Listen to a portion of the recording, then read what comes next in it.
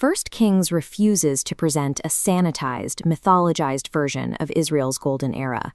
It plunges us directly into the grim mechanics of a succession crisis. King David, the architect of the empire, is physically incapacitated. He is an old man, freezing in his bed, entirely detached from the daily administration of his own court. This reality requires a critical look at the text. Devotional platitudes do not apply here. We have to engage with the hard political and theological facts playing out on the ground. Modern readers often look at Solomon's rise and assume they are reading about a standard secular palace takeover, a coup justified by the victors after the fact. The text itself demands a much closer reading. To understand how Solomon takes the throne, we have to distinguish between raw political maneuvering and the specific application of wisdom described in the text. The crisis begins with Adonijah. As David's oldest surviving son, he puts himself forward, secures chariots, and declares that he will be the next king. His claim rests entirely on the unwritten, universally accepted norms of the ancient Near East, primogeniture and hereditary right. By the rules of his culture, the throne is his.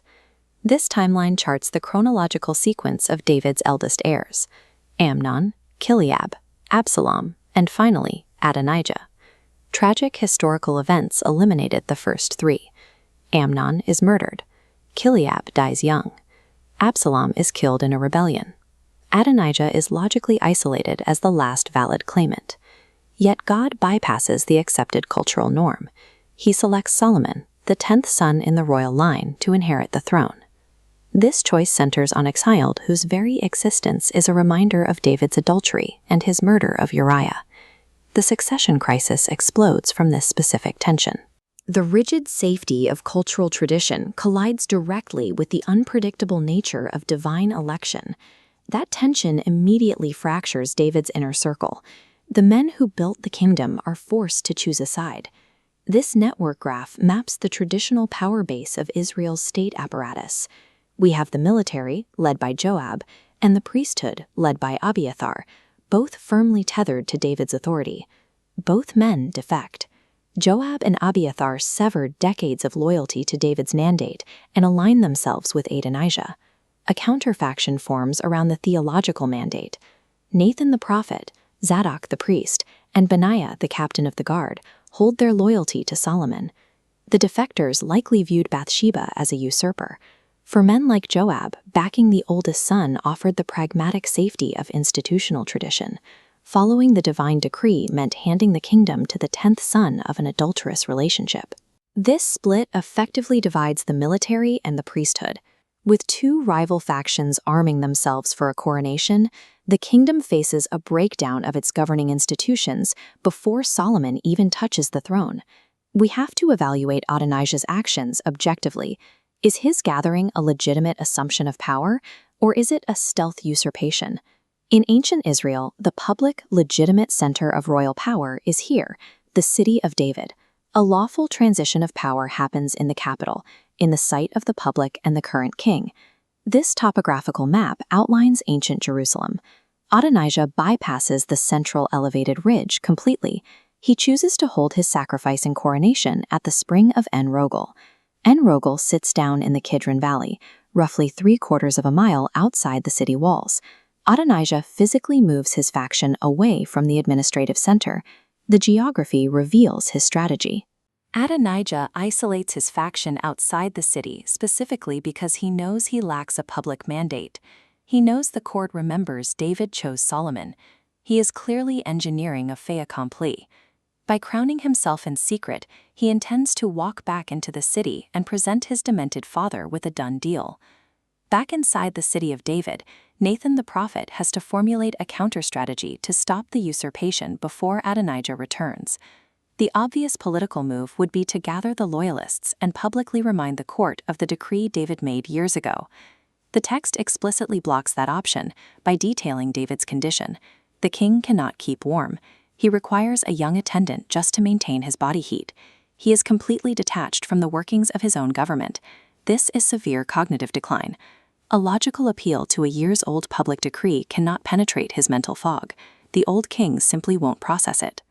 Straightforward political action fails when it refuses to account for the uncompromising reality of human frailty. Nathan needs a different vector. Nathan executes a highly calculated alternative. He deploys Bathsheba to appeal to David directly. This diagram shows Nathan's strategic options. Path A, join the defectors. Path B, rely on the public decree. Path C, send Bathsheba. Nathan selects the third path. He recognizes that an emotional oath made to the woman David loves is the only thing capable of cutting through the dementia. This raises a critical ethical question. Is his coordinated use of Bathsheba raw political manipulation? We have to define the boundary. Manipulation centers the self. It demands to be proven right, and it inherently relies on deceit and lies to force an outcome. Biblical wisdom operates differently. It is shrewd and highly calculated, but it remains grounded strictly in truth. It is designed to execute a prior divine mandate without cutting ethical corners or resorting to falsehoods. Nathan relies entirely on an oath David actually swore.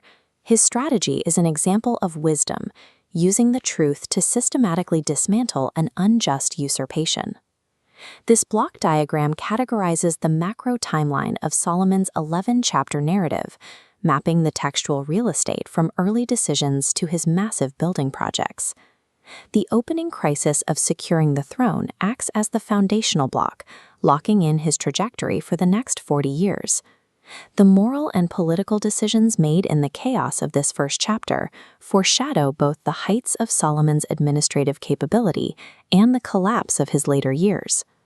By laying out the successes and failures of Solomon's reign side by side, the text provides the data for a moral assessment rather than a simple biography. The structure itself invites us to judge the stark difference between how Solomon began and how he ended.